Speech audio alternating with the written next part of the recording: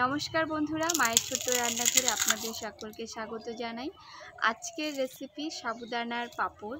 সাবুদানার এই পাঁপড়টা খেতেও কিন্তু অসাধারণ লাগে, আর বেশি খরচাও নেই। ঘরে শুধু সাবুদানা থাকলেই হয়ে গেল। আর ভিডিওটা শেষ পর্যন্ত দেখবেন, আর অনেক দিন পর্যন্ত কিন্তু ঘরে সংরক্ষণ করে রেখেও খেতে পারবেন। তো ভিডিওটিতে একটি লাইক করে ভিডিওটা শেষ পর্যন্ত দেখার অনুরোধ রইল। তো শুরু করছি আজকের উপকরণ। আমি নিয়েছি এখানে ছোট বাটি দিয়ে 1 বাটি সাবুদানা। তো সাবুদানাটাকে প্রথমে আমি জল দিয়ে ভালো করে ধুয়ে নিচ্ছি। আমি দুবার জল পাল্টে পাল্টে সাবুদানাটাকে বেশ ভালো করে ধুয়ে নিয়েছি। আপনারাও প্রথমে সাবুদানাটা ধুয়ে পরিষ্কার করে নেবেন। তারপর যে বাটি দিয়ে আমি সাবুদানা দিয়েছি সেই বাটিরই 1 বাটি দিয়ে দিচ্ছি জল। এবার এটাকে আমি 2-2.5 ঘন্টা ভিজিয়ে রাখবো যাতে নরম হয়ে যায় সাবুদানাটা। 2 ঘন্টা পর ফিরে এলাম। দেখুন সাবুদানাটা কত সুন্দর ভিজে গেছে। এবার বসিয়ে দিয়েছি কড়াই। কড়াইতে আমি দিয়ে দিচ্ছি যে বাটি দিয়ে সাবুদানা দিয়েছিলাম সেই বাটি দিয়ে দিয়েছি 5 বাটি জল। আর জল সমেত যে সাবুদানাটা ভিজিয়ে রেখেছিলাম সেটা নিয়ে হয়ে গেল 6 বাটি।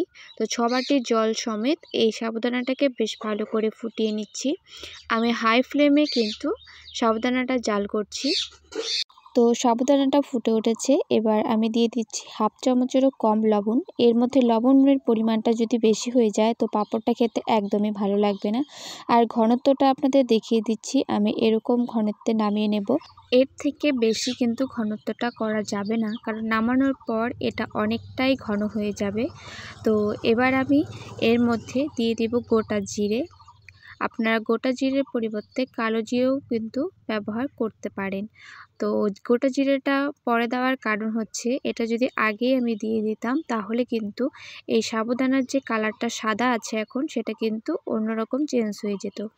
তো এবার আমি একটা চালনের মধ্যে একটা প্লাস্টিকের পলিথিন দিয়ে দিয়েছি, আর এরকম সাইজের আমি চুড়ি দিয়ে দিচ্ছি। চুড়িগুলো দিয়ে করার কারণ হচ্ছে সবগুলো পাঁপড়ের সাইজ কিন্তু একই রকম হবে। আপনারা অন্য কিছু দিয়েও করতে পারেন, ছোট বড় আপনাদের পছন্দ মতো করতে পারেন। তো আমি এই চুড়িগুলো বসিয়ে এই চুড়ি সাইজে করছি, ছোট ছোট হবে পাঁপড়গুলো, দেখতে কিন্তু অনেক ভালো লাগবে। তো প্রথমের ধাপটা দেওয়ার পর আমি যখন দ্বিতীয়টা দিচ্ছি, আর দ্বিতীয়টা দেওয়া হয়ে গেলে প্রথমেরটা চুড়িগুলো খুলে নিচ্ছি, তাহলে এটা যখন একটু জমে যাবে তখন চুড়িগুলো ওঠাতে কিন্তু অনেক সুবিধা হবে। আর দেখুন সবগুলো পাঁপড় আমি ঠিক এইভাবে দিয়ে নিয়েছি, কত সুন্দর হয়েছে। বানানো হয়ে গেছে। এবার আমি এগুলো রোদে দিয়ে দিব। পাঁপড়গুলো শুকাতে আমার সময় লেগেছে 2 দিন, কারণ রোদের তাপটা খুবই কম ছিল। তো 2 দিন পর দেখাচ্ছি কেমন হয়েছে। তো বন্ধুরা দেখুন পাঁপড়গুলো কত সুন্দর শুকিয়ে গেছে। তো পাঁপড়গুলো এবার আপনাদের ভেজে দেখাচ্ছি। এবার পাঁপড়গুলো ভেজে দেখাচ্ছি। আর কড়াইতে আমি দিয়েছি সর্ষের তেল। আর আপনারা সর্ষের তেলের পরিবর্তে সাদা তেল দিয়েও ভাজতে পারেন। সাদা তেল দিয়ে ভাজলে বেশি ভালো হয়। সর্ষের তেল দিয়ে ভাজলে পাঁপড়ের কালারটা একটু হলদে টাইপ হয়ে যায়।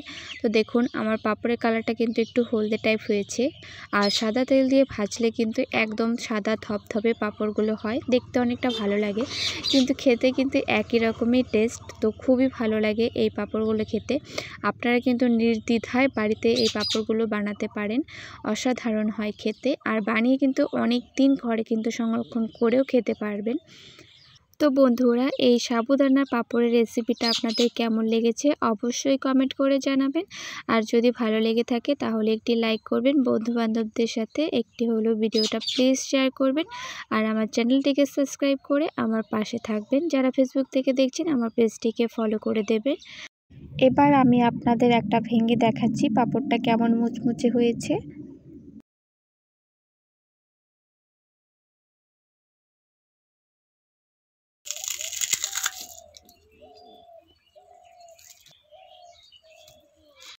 তো ভিডিওটা শেষ পর্যন্ত দেখার জন্য আপনাদের অসংখ্য ধন্যবাদ।